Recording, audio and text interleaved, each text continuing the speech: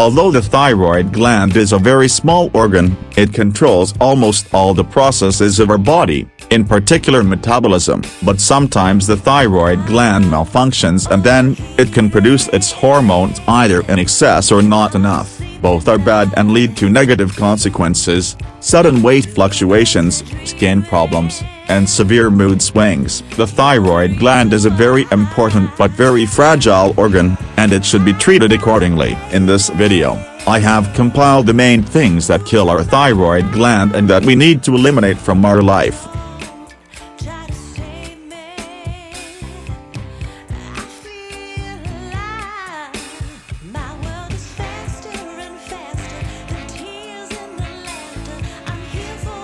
Number 1 is seaweed or kelp. The first association with seaweed is that it is high in iodine, and it really is. A lack of iodine is bad for the thyroid gland, and too much of it does more harm than good. And with some thyroid disorders, doctors directly prohibit eating iodine-containing foods, which are primarily associated with hyperfunction of the thyroid gland, when it produces too many. But even if you do not have hyperfunction, all the same, overdo it is possible and you should be careful.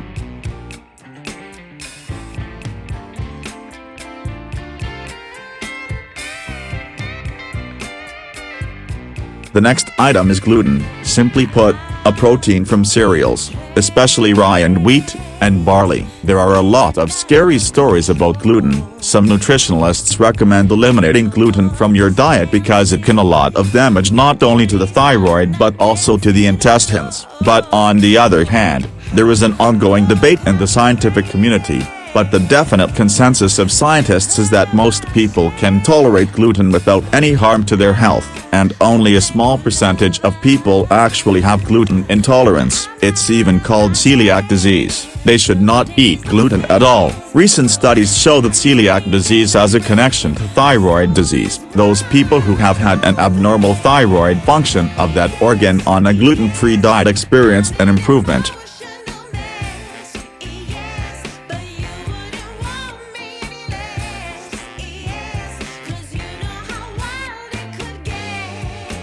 The next point is sugar. If you have any problems with your thyroid gland, experts urge you to limit your intake of sweets. There are studies that show that thyroid problems can provoke the development of diabetes. For this reason, it is also not recommended to consume sugar for people who have thyroid problems.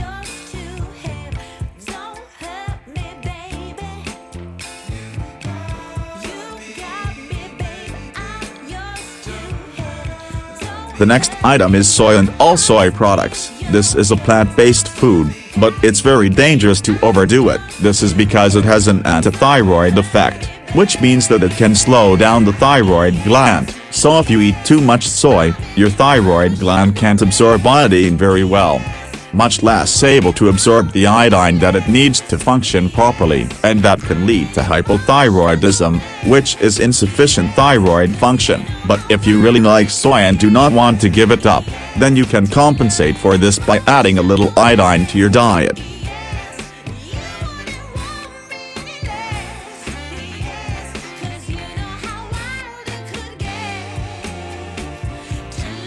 The next point is cruciferous vegetables and having too much of them. Studies have shown that if you eat raw vegetables from the cruciferous family, it negatively affects your thyroid gland. This includes turnips, radishes, and cabbage. This problem is very relevant to those who have already identified iodine deficiency in the body. The problem is that they contain a large number of glucosinolates. Getting into our body against a background of iodine deficiency can provoke the development of goiter thyroid disease.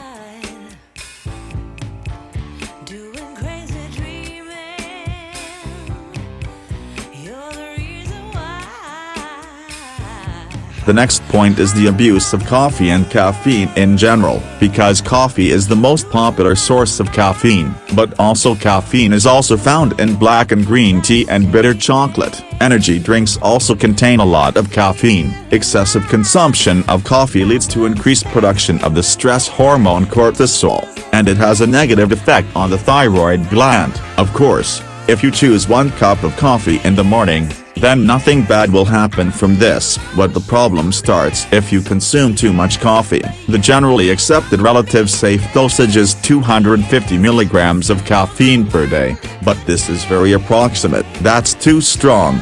Good cups of coffee.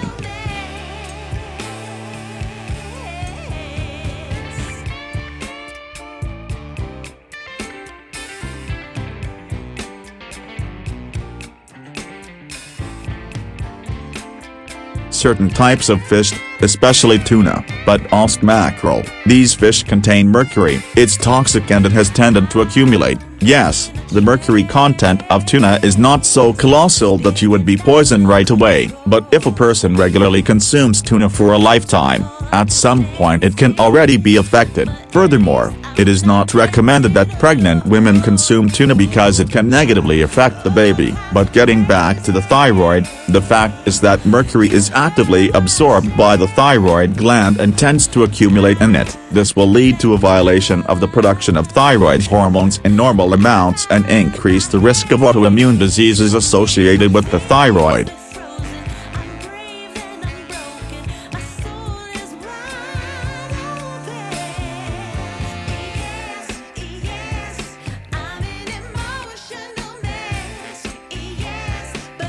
Friends, please write in the comments, do you consume these foods and how does it affect your thyroid health? And now I highly recommend you watch my other video where I talk about bad habits and foods that negatively affect our kidneys. Thank you for your likes, comments, and subscriptions. You will find a lot more useful information below the video. All the best to you.